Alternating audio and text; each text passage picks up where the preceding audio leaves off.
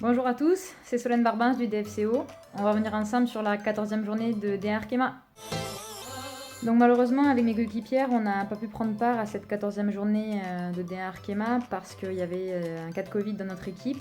Donc on n'a pas pu jouer contre les Girondines, à l'instar de l'équipe du Paris FC contre Reims, qui devra comme nous attendre début mars pour pouvoir jouer cette rencontre.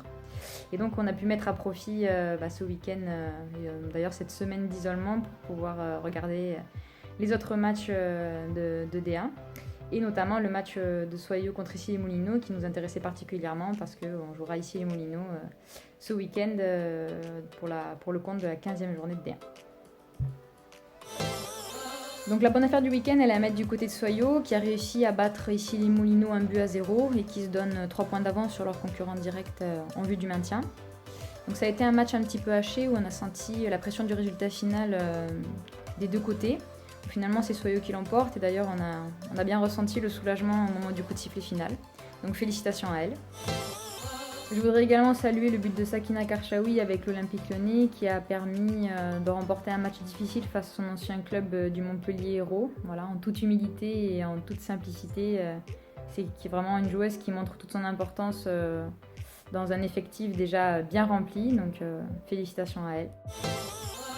Et enfin, je voudrais mettre en lumière le but de Faustine Robert qui a donné la victoire à son équipe dans le dernier quart d'heure face au Havrez.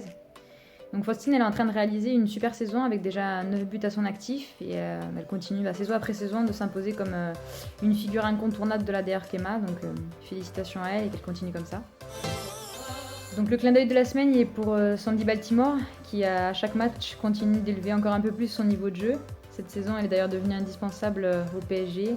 Voilà, passeuse, dribbleuse, buteuse. Elle a encore marqué 2 buts ce week-end sur le terrain de Fleury, donc bravo à elle.